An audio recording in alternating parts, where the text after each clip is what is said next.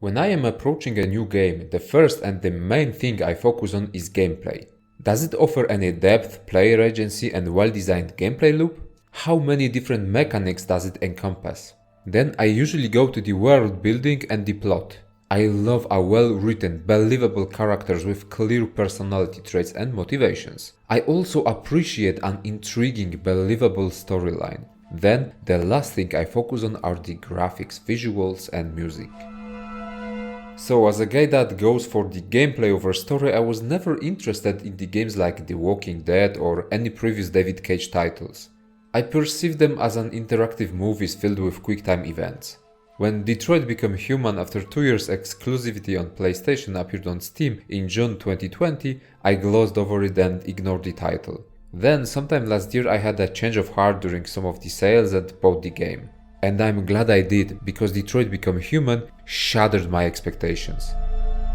This is an experience. You could even say that this title bears more hallmarks of a successful and informed social experiment than any spoiled YouTube prankster could ever create. It has been 4 years since the game released and 2 years since it's available to purchase on PC. If for some reason Quantic Dream's title flew under your radar, or if you want to hear my opinion and analysis over the game's gameplay mechanics and story features, then by all means, let me introduce you to the late review Detroit Become Human.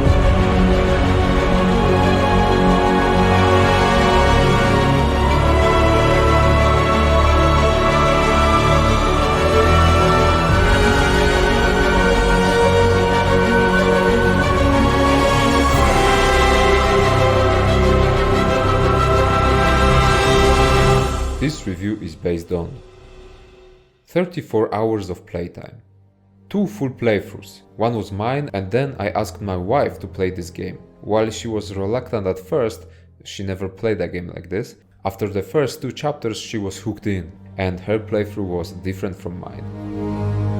After that I reloaded some chapters in order to get some achievements, which also meant that I unlocked and saw new story choices and consequences. Speaking of achievements, with the help of my wife, I unlocked 44 out of 48 achievements, which translates into 91% achievement completion on Steam. I also unlocked and watched all the videos in extras section.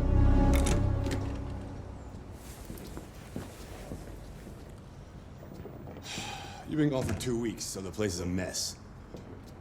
You do the housework, the washing, you cook the meals. The events in the game happen in the near future. The year is 2038, but the true origin of Detroit Become Human can be dated to 2012, when David Cage directed and released tech demo for PlayStation 3 called Kara. A truly captivating short movie, starring Valerie Carey as an android on the assembly line. Being built and examined at the same time, the android is filled with a sense of wonder, learning about the world surrounding it in a way that child learns to recognize its surroundings. Then the painful realization hits. The android, Kara, is a merchandise. Its purpose is not to be alive but to obey, and when she doubts her so-called purpose, the human responsible for quality control orders to disassemble her. We, the audience, observe a shocking and dramatic birth cycle of a life form, only to then see it being destroyed because it dared to think. David Cage proved that he's not only an artist, but also a great director. Kara is such an effective and powerful short movie. In actuality, it could be much more than just a tech demo. And well, it became the seed for the project that we can experience now as Detroit Become Human.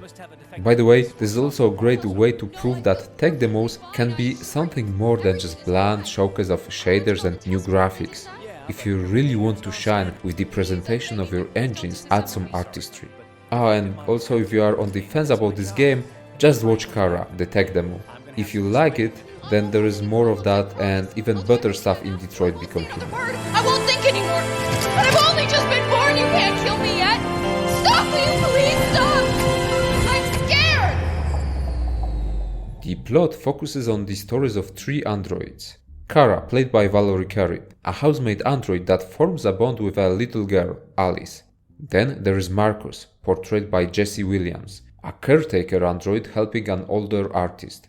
And then there is my favorite, Connor, played by Brian Deschard, a detective android solving the cases of deviancy. You see, something changes in the world. Numerous cases pop up where android starts to show behavior similar to human emotions. Those androids are called deviants. Connor is hunting them down in order to uncover the secrets of this new phenomenon. The writing is impeccable. All characters have some distinctive personality traits. When it comes to our three protagonists, it's kinda hard to talk about their personalities because they are highly dependent on player choices. Marcus can become a dreamer, a pacifist, or he can choose a way of violence. The thing is that our choices have consequences, both short-term, long-term, and also some overall consequences, like for example, how androids are perceived by the general population. Violence will sway humans away from siding with androids. The maniacally clever twist comes from the fact that choosing a peaceful approach is not always viable or can mean death of a character. Detroit Become Human is this sick psychological puzzle game to some extent. Characters are written in such an amazing way. The direction and artistry in showing their adventures makes us, the audience, create a bond with those characters. Then the game forces us to make some hard decisions, usually on a timer. Quantic Dream takes players and puts them deep inside this web of intricate choices and events. This is a masterfully created experience. And since we are talking about the choices, after each chapter we are shown this spreadsheet of all possible events that can happen. The ones that we committed to are unlocked, and we can also see how many other people choose the same things. We can study what outcomes are tied to which choices.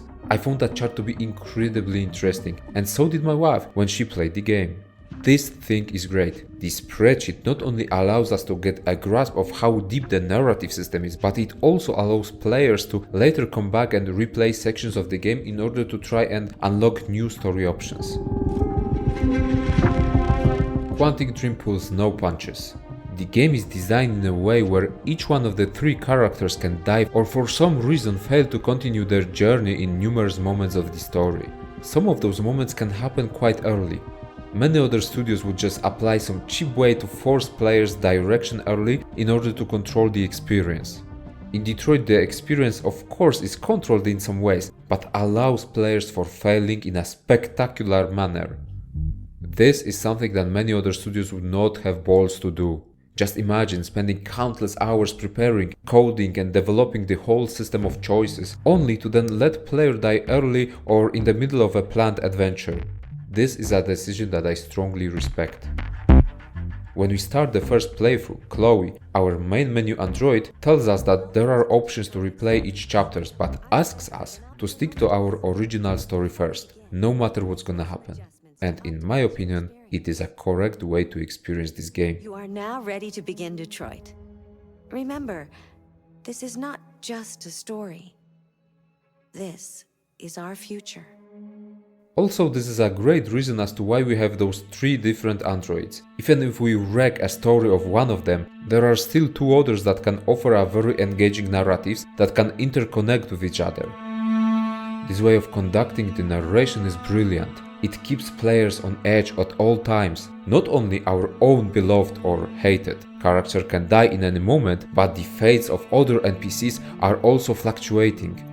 Unfortunately, with each playthrough after the initial one, players will discover more story options, outcomes of certain decisions. While it definitely increases the appreciation for the variety of choices given to players, it also uncovers the patterns in the plot. We slowly understand where a player could take their time, which choices matter, and which do not change anything. That's why the first playthrough is so crucial. We do not know what to expect, which sections have invisible timers, how many conversation options can we exhaust before our interlocutor gets tired or something else happens. Choosing to go into one room might close the option to check another, and you cannot be sure about anything. It can lead to a stressed decision making. In my example, a couple of times I chose an easy way out that could be described as a bad choice. Not helping someone in need because I was afraid that by doing it I might put my android or other characters I cared about at risk. Listen, When I play some of those shorter, more condensed games, I tend to take breaks. I do not want to just finish the game in one sitting. I like to take it bit by bit. 2-3 hour sessions, and then after those sessions, I have some time to reflect on what happened in the game, to enjoy the experience, think about it. It's the same reason why I never binge watch any TV or stream series. I watch it usually 1 episode per day, max 2 episodes per day. My wife hates it. In Detroit, I had to take breaks because the experience got too tense and draining at some moments that I was just forced to take time off. I completely love it. This is a testament to how great the storytelling is, how believable the characters are, and what's most important, how much I cared. Each time I got to play Kara's sections, I was silently sighing. Her story is just so hard to watch, it's completely nerve-wracking, at least for me. Well, my wife agrees with me on this one. This by any way is not a flaw, it's actually great. Both me and my wife got so accustomed to the character of Kara and Alice that we were scared, afraid, we wanted them to be safe. Thanks to players' emotional investment at the ending to the whole narrative experience hits hard. It leaves you with thoughts about your decisions. Every single choice you made leads to this point. And there are so many ways in which Detroit can conclude its story. For me, the absolute highlight of my wife's playthrough was when she lost one of the lead characters in the last chapter. The whole story was concluding, the stakes were raised high. I could see how nervous she was getting with each consecutive QTE section, and then she made a mistake. She misread the options and chose the wrong one, which led to the demise of her favorite android. Tears started pouring down her cheeks. She started to cry very hard, and I was so proud. I was so proud that the game made her cry, that she created a strong bond with her fictional characters. So strong that she broke down in tears seeing that character's demise and knowing that she will not be able to complete the task. How great of a husband am I, eh? I patiently await for my Best Husband 2022 award. Of course, I started comforting her. What started as a cry became a heavy sobbing.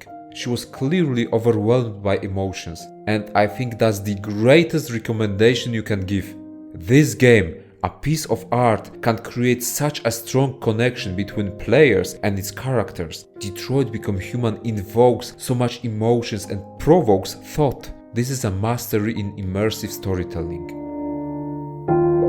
Speaking of wrong choices, I have a small bone to pick with Detroit's conversation system. It represents this modern approach where you choose a general theme for what you want to say, but you do not know what words your character will actually use or what will be the mood of a sentence. Most of the time it works fine, really fine, but there can be moments when some players might not know what kind of a message certain phrase entails. The timer does not help either. We are steadily getting to the point when more and more actors try their hand at gaming performances. Not only voice acting, but also full-blown performances with motion capture and face mapping. I really like it. While I would be hesitant towards a future where we would see the same 100 hottest actors for the time to star in US games, just like what's happening in Hollywood, I have to admit that it's really cool to see your favorite actor in a game.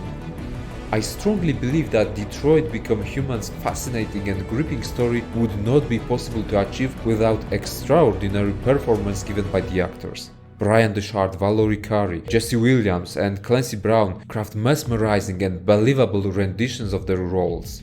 And I can only imagine how hard it must have been. There are so many possibilities in the game. The same scene can have Hank and Connor talking as friends, while the other option can be for them to be hostile towards each other.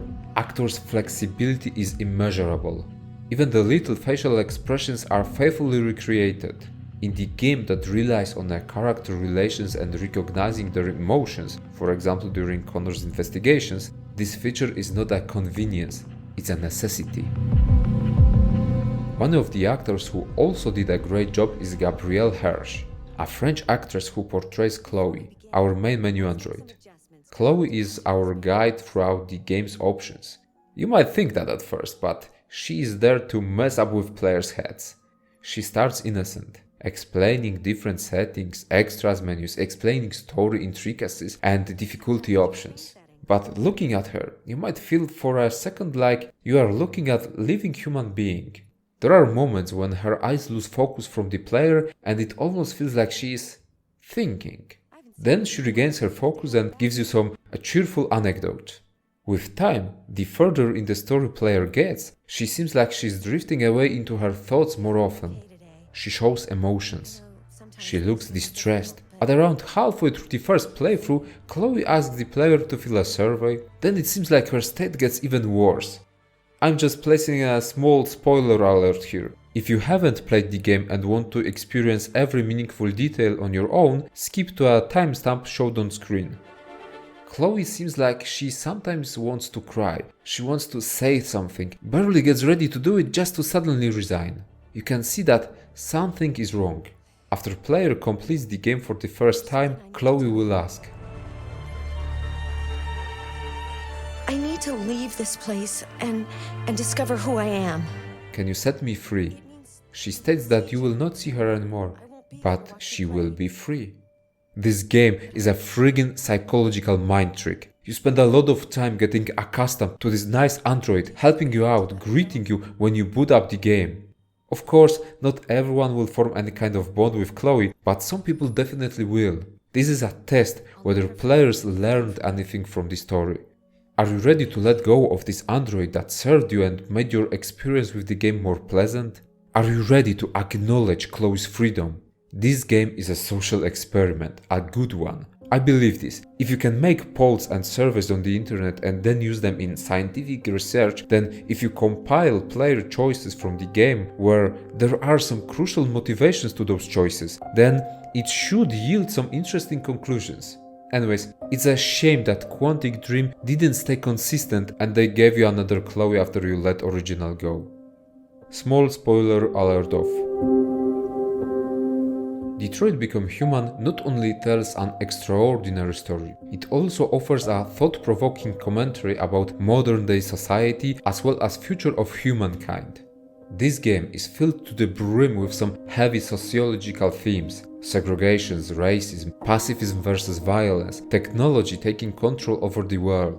Detroit Become Human uses a heavy symbolism. I know that David Cage denied comparisons to slavery based on US history, but the word slave is tossed numerous times in the game. We have also Martin Luther King's quotes, so let's just call it as a strong reliance on symbolism. The game raises valid questions about the future, ecology, war for resources. It uses Antarctica as a land that both Russia and US laid claim on. The most important question the game asks: what does it mean to be alive? Some of those themes are explored more in depth and they are more prevalent through the story. Some of them are kept more in the background. You can read about those in magazines or get glimpses of discussions in TVs. Anyways, Quantic Dream's approach to the topic seems to be backed by science and facts. This game can be used as a warning about some of the problems that future human civilization might one day face. It just widens the artistic value of this experience even more and leaves a lot of ground for interpretation and discussion.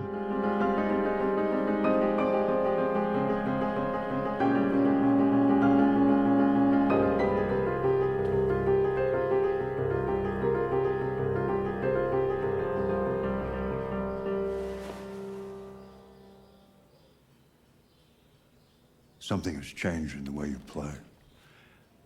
Sometimes I think you have more humanity than most humans.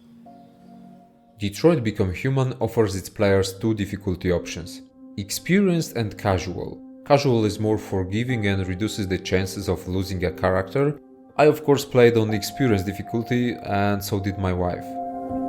The game does not offer a deep, mechanically sound gameplay systems because it's not a focus in here. Most of the ways we interact with the world is done through quick-time events, aka QTEs. This might be a single button press or a combination of buttons. It gets especially hectic in some fight sequences. First of all, I like how developers translated thumbstick movements into the mouse and keyboard setting. We need to recreate a certain movement with our mouse. Usually it's kinda similar to the action our character is performing. So if you want to open doors, we need to press a handle, which requires a downward movement of the mouse. Just like you are pressing the handle, right? It's such a small thing, but I liked it. This whole ordeal shows that the developers try to improve on the static and very bland QTE gameplay, which is a welcomed change, even if in actuality it does not change that much.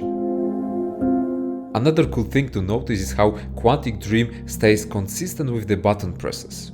So QuickTime inputs regarding movement are tied to WSAD keys, right? Whenever we use left hand, the game asks you to hold Q. When it's the right hand, prompt will ask for E. Then, whenever we jump or use legs, spacebar button prompt will show up. I like this consistency because in some situations you can expect what the next required keyboard input might be. The game is still a QTE galore, but at least it offers some ways to spice it up. Another feature that I welcomed with open arms was the ability to actually walk on the small sets given to us in each chapter. Don't laugh at me. This is the first Quantic Dream game I played and I was not sure if it will be just an interactive movie with QTEs or if there will be some gameplay sections. Those gameplay moments allow players to increase their immersion into the game's world. There are collectibles in form of magazines providing information about recent events. Then, there are some interactive objects that can sometimes unlock new story options, so exploration might be beneficial. Quantic Dream tries to come up with new ways to add some freshness into the experience. They take a full advantage of the fact that we play as androids, machines, so there are a lot of visible meters, timers that should aid us. There is of course detective highlight mode where players can see every interactive item. During Connor's interrogations there can be a success meter, showing if we are getting closer or further away from getting a confession. There is a way to recalculate the pathways of suspects or victims. Androids can also calculate an effective ways to get into some hard to reach spots. All of those minigames are highly linear, but at least they try to add some variety to the game, which is commendable. With all that said, if we would take out all of the amazing story and performances from the gameplay would not defend itself. I had this realization while I was trying to find Jericho as Marcus. Don't get me wrong, that section uses some cool ideas, but it drags for too long and without any gripping narrative moments, it is just boring. When I review games, I like to play a role of armchair developer. I believe that when I'm criticizing something, it would be nice to give an idea about how to improve things. Something that could be constructive. I am aware of the fact that if I thought of something, the developers probably already thought about it too. Maybe even tried it and for some reasons it didn't work. Still, I want to contribute. I don't like this QTE gameplay system, but I thought a lot about ways of upgrading it. You know, how to make it more seamless, rely more on natural, unrestricted movement while keeping the cinematic style. And also working well with smaller scale sets on which we play. I haven't come up with any good idea. Every thought I had should probably be tested for hours in order to determine if it's even worth mentioning. I said I don't like the current system, but I don't think it's bad.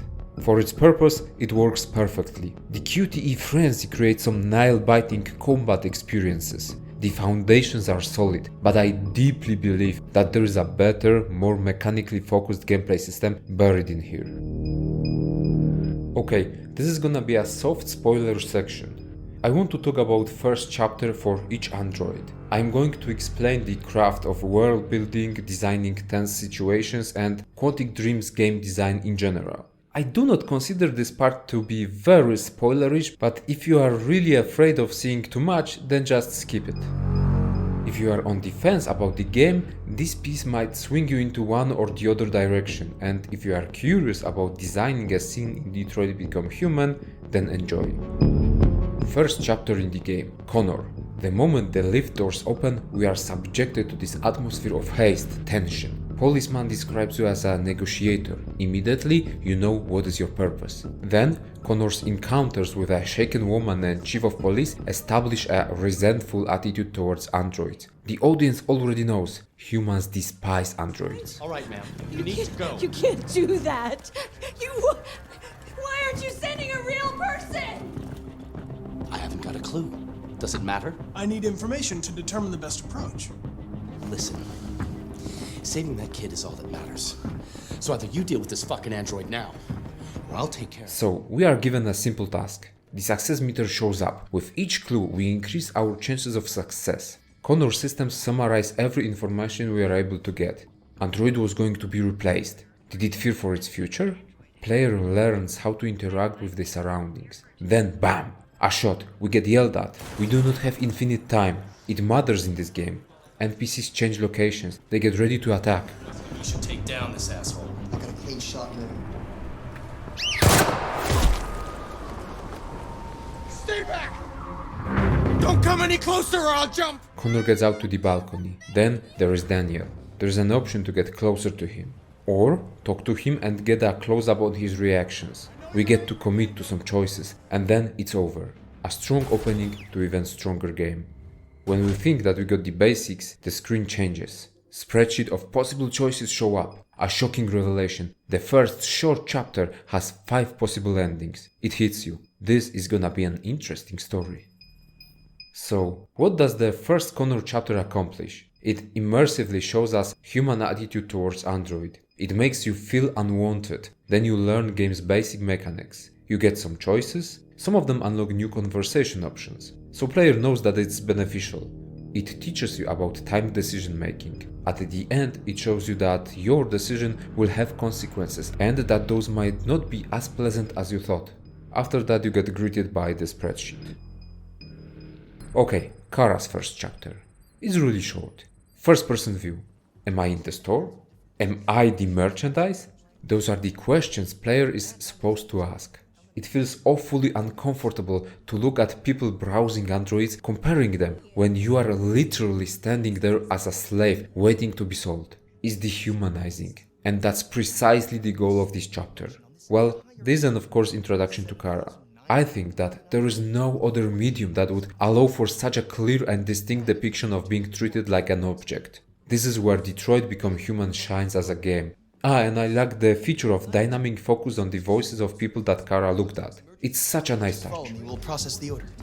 Excuse me, how much is that one over there? The MP800 is slightly more expensive. Marcus' first chapter, aka the world building chapter. In here we are given a little bit more space to move. Player is quickly introduced to the idea that even though you think that there is a lot of ground to traverse, in reality there are a lot of restrictions, so the experience is highly curated and controlled. What's important are the little things, events in the background, an android helping older person, another android used as a replacement for running application. He holds water for his owner and provides information about workout. In return, the android is ignored. Then Marcus reaches the main square subzone. We see an unemployed person with a sign about losing a job because of androids. Then there is a young man playing a guitar and singing, also with a sign, $1, music with a soul, implying that there are already problems with androids creating music. There is an anti-android rally, a preacher demonizing Marcus. So the main goal of this chapter is to show us how the world behaves towards androids. It manifests the problem of raising unemployment. There are also 2 highlights here. Marcus buys an item in shop from another android. The whole conversation is awfully artificial. It feels synthetic, emotionless. That's the world people are building. Convenience without emotions. Here is your order number 847. That will be $63.99. Please confirm payment.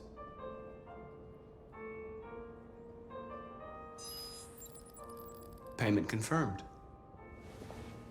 Transaction complete. Another highlight for me was when Marcus enters the bus. He stands at the back with other androids, behind the glass. Clear symbol of segregation. It can also look like androids are stored kinda like bicycles at the back so they won't bother anyone.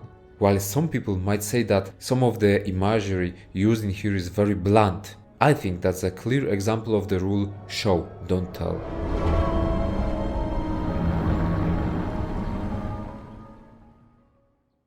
Now I will venture into hard spoiler territory. As I firmly believe that this game should be played blind, if you haven't played Detroit Become Human, skip this section. Okay, so it's about plot holes and inaccuracies in story.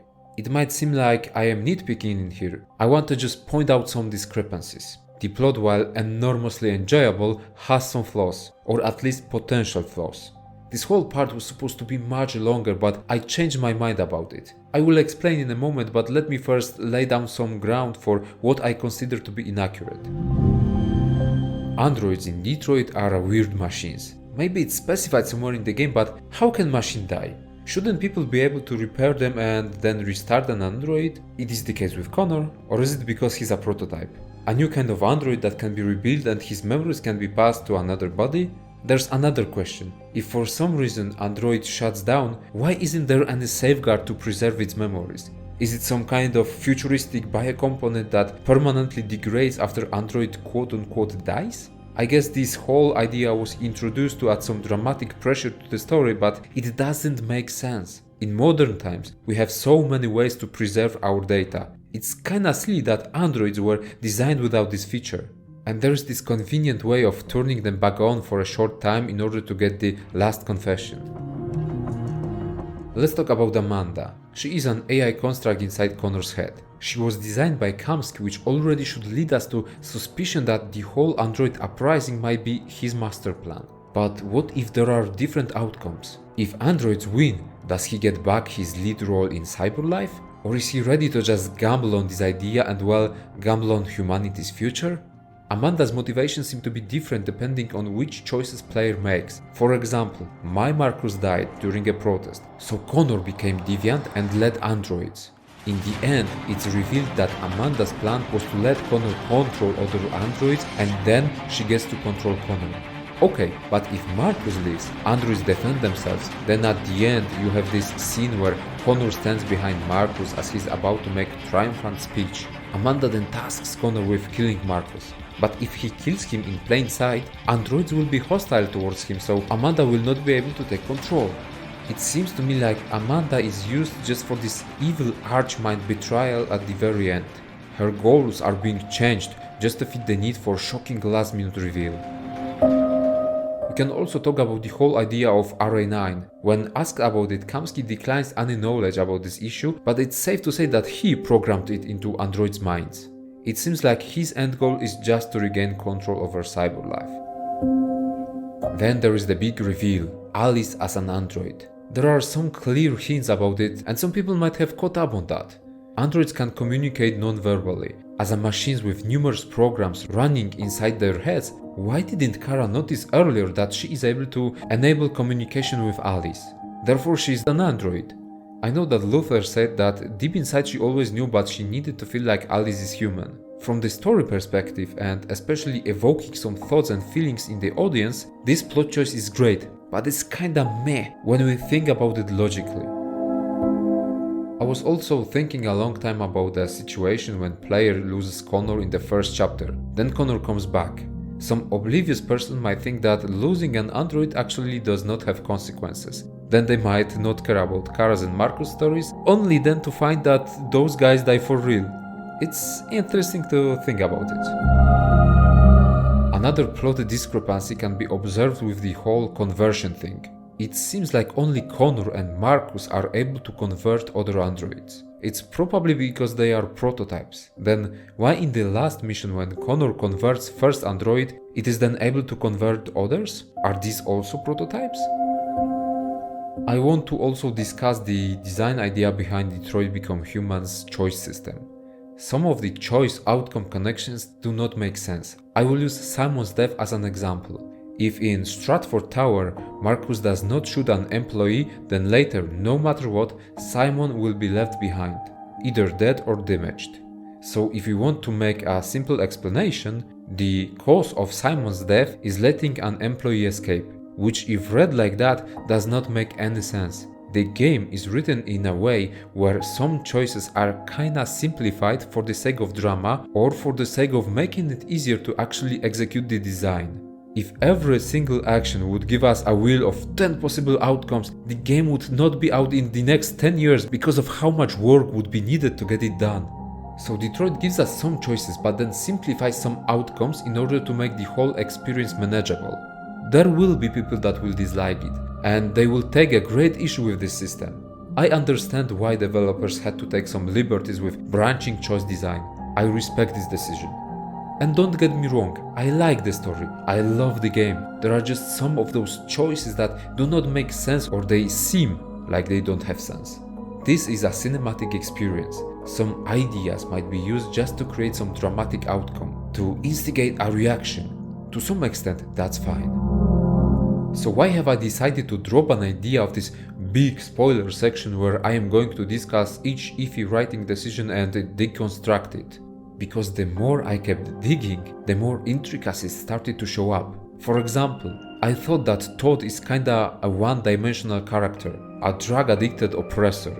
Quantic Dream actually gave him his redemption arc. There is a possibility to meet Todd at the border checkout. If we talk to him right, he will reflect on his deeds. He's not inherently a bad person. He just got tangled in depressive spiral stimulated by drugs and self-hate. I love the way they did that scene.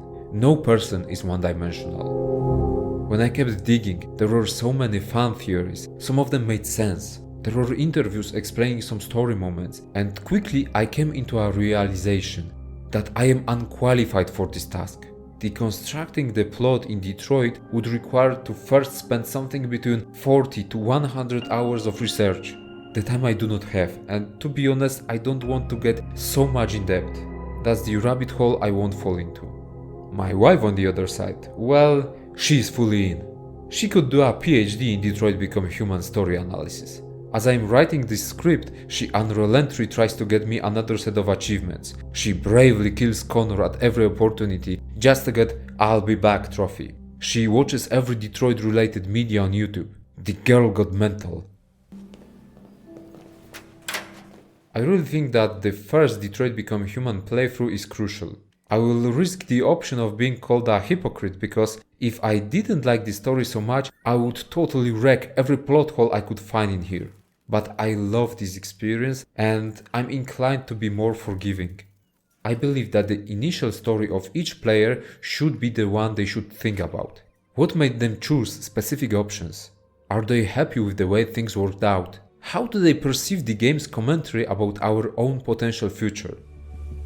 This game is pure art. Maybe it's the best to leave you with your own interpretation of the story.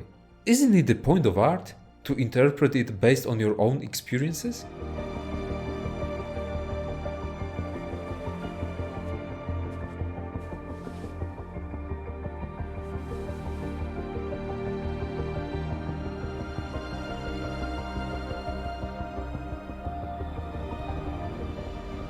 Oh my God. The music in this game is beautiful. It's crafted specifically for its purpose and is an inseparable element of every scene happening on screen.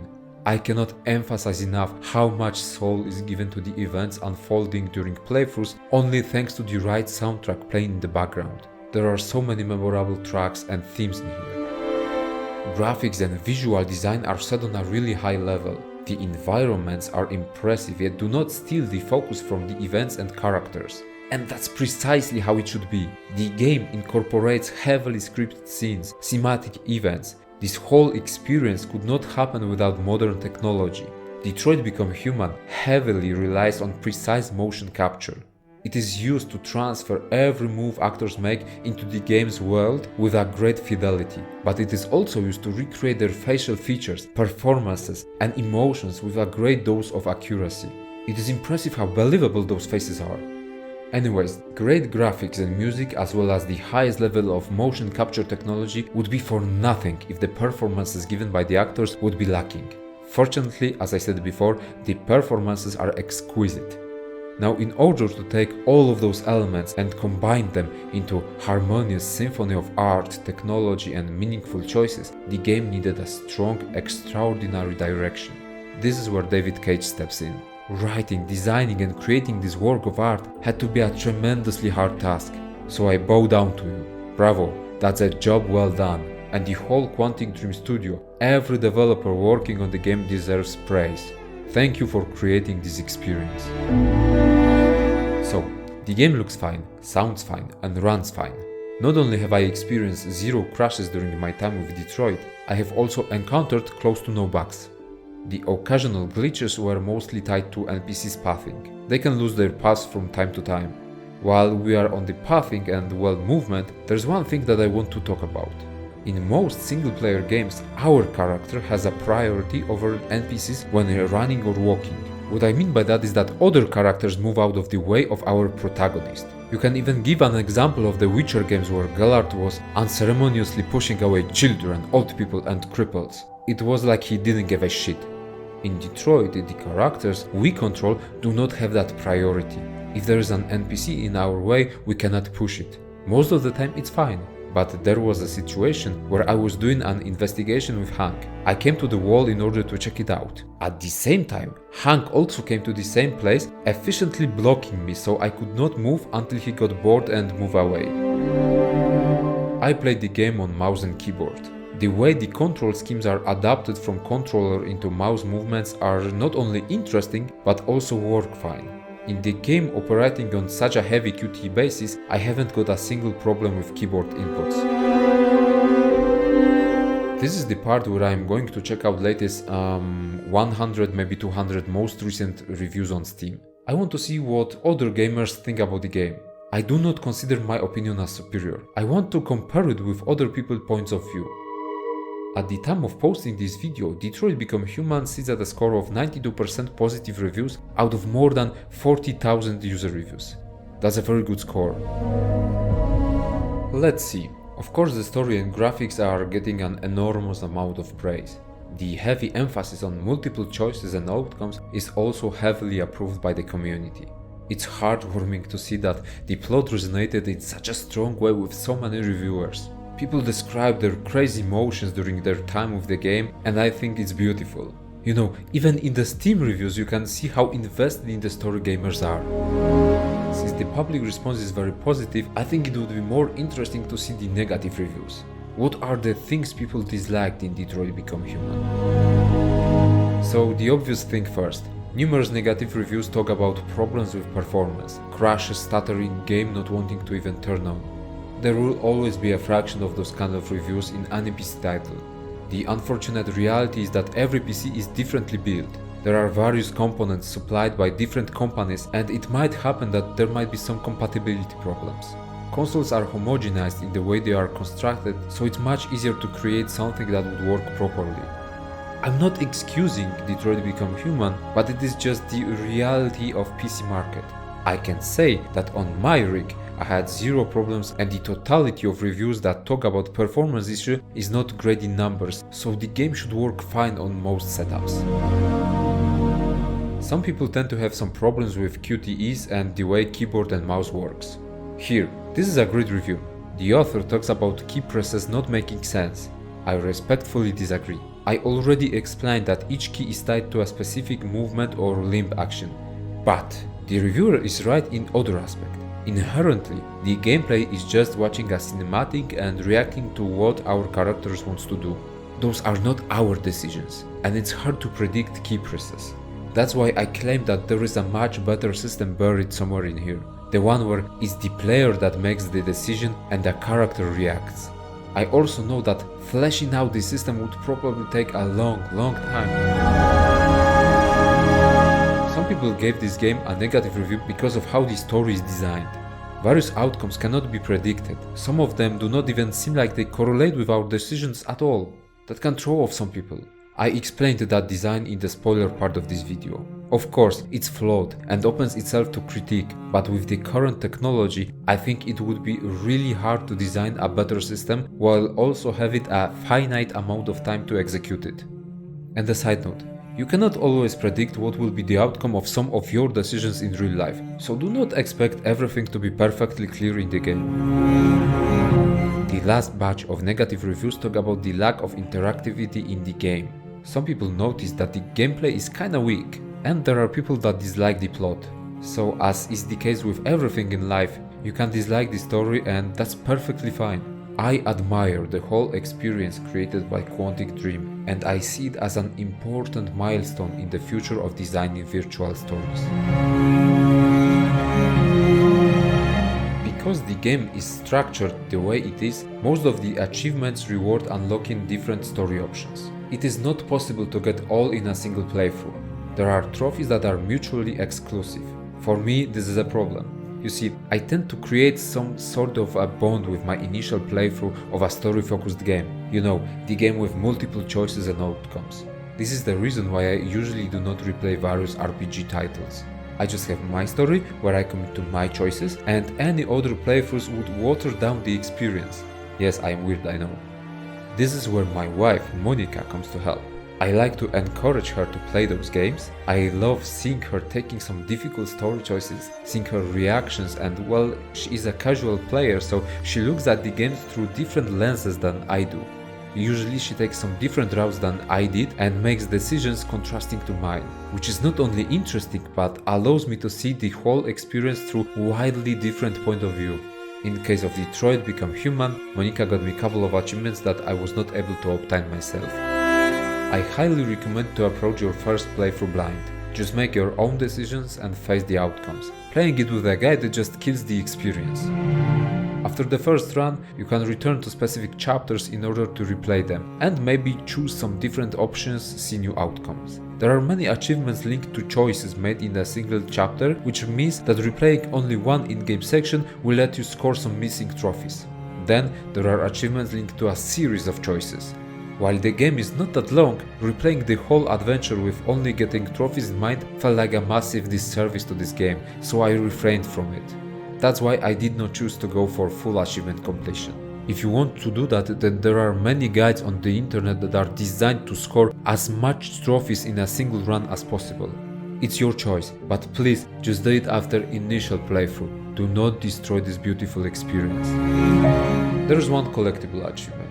All over Detroit's world you can find those magazines. You need to view both articles contained in a single magazine, and then of course you need to find all of them in every chapter. Needless to say, this is also a trophy that's not possible to unlock in a single run, since there are the whole game sections exclusive to each other.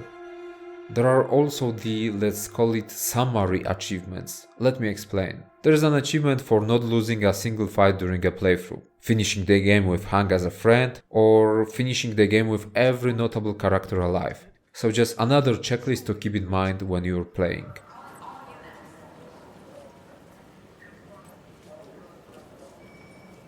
Now that we're partners, it would be great to get to know each other better. Detroit Become Human is one of those games that made me feel.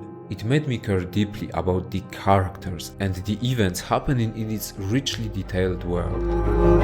I was skeptic about this game at first because I thought that it would be just a linear, quick-time events galore with some choices from time to time. And yes, the experience is highly cinematic, the gameplay does not offer much depth and is strongly scripted.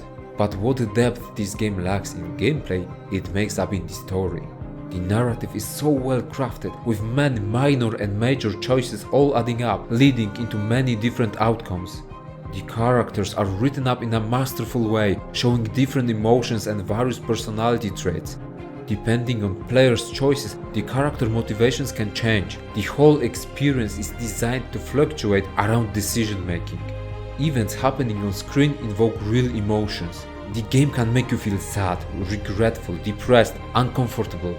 It can also make players feel triumphant, happy to achieve something, determined. It would not be possible without terrific performances of the actors involved, giving their full heart into the game, their likeness, their voice, and superior motion capture performances. Everything is connected by the impressive graphics and beautiful soundtrack that glows and emphasizes the whole experience. And that's the right word. This is not a game per se, this is an experience.